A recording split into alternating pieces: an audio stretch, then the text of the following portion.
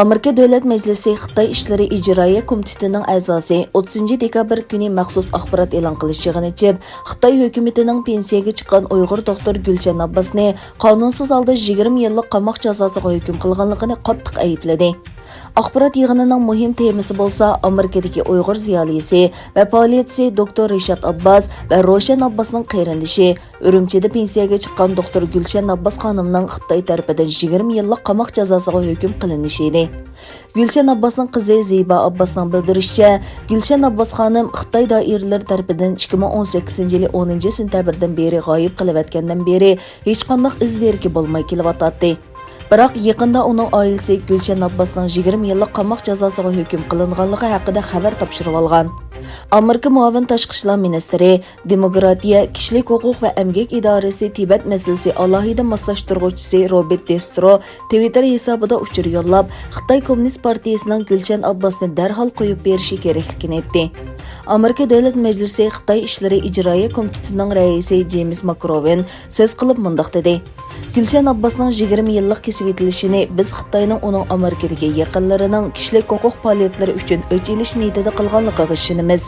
Xitoy hukumatining erkin fikr qilayotganlarni jimoqtirish uchun ularning gunohsiz yaqinlarini nishonlashi axloqiy jihatdan ayblanishga tegishli.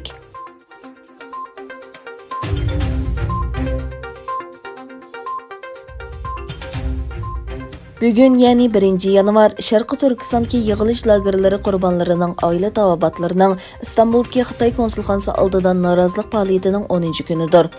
Oila a'zolari Xitoy turmalarga yoki yig'ilish lagerlariga solangan Turkiyadagi Uyg'urlar İstanbuldagi Xitoy konsulxonasidan oilalari haqida aniq izohat berishni talab qilmoqda. Lager qurbonlari a'ilەtaۋابىئاتلىرىنىڭ İstanbuldagi Xitoy konsulxonasi oldida faoliyati Turkiya jamiyatining va axborot vositalarining diqqatini qo'zg'agan bo'lib, tonilgan jurnalistlar, diniy rahbarlar va siyosiy partiya vakillari Xitoy konsulxonasining oldidagi faoliyatga qatnashib, o'zlarining lager qurbonlari yaqinlarining yanida ekanligini bildirishmoqda.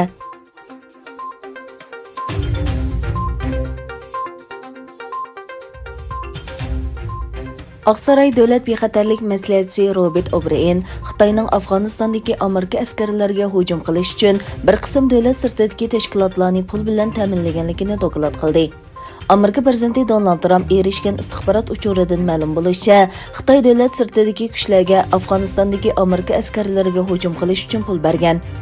Axios to'rining bir yuqori darajalik amaldorini naql keltirgan xabarga qaraganda, Trump 17 dekabr bu vaqtdagi axborot uchurini topshirib olgan. Axborotning to'g'riligi teqi isbotlanmagan bo'lsa-mu, Trump hukumatining bu masala to'g'risida bayonot e'lon qilishi mo'ljallanmoqda.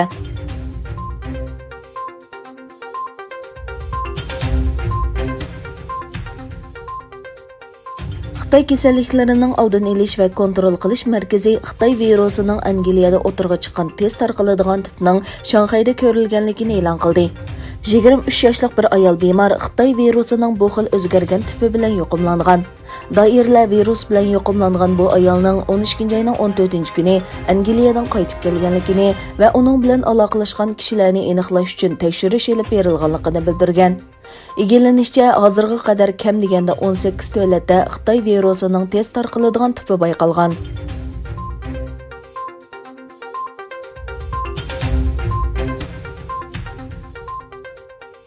Aqli iqtidorli telefon ishlab chiqaruvchi Amerika olma şirkati bir kunda Xitoydagi muvhim do'konidan 39 ming o'yinni elayotgan. Olma şirkatining 39 ming o'yinini muvhim do'konidan chiqarib etishi Xitoy doiralarining ijozatnomasi yo'q o'yinlarga qarshi harakat qo'llangan mezgilga to'g'ri kelgan. Olma şirkati ijozatnomasining vaqti to'shqan degan sabab bilan bu o'yinlarni o'chirayotgan. O'yindan boshqa olma şirkati yana app bozoridan ba'zi qo'llanishchan programmalarni o'chirayotgan. E'gillanishicha, mavhum do'kondan o'chirilgan detallarning umumiy soni 46 mingdan oshadi ekan. Do'kondagi 500 ming haqliq o'yindan faqat 74 mingining qolganligi ma'lum. Olma şirkati applarni o'chirib etish sababi haqidagi savollarga to'g'ri javob bermagan.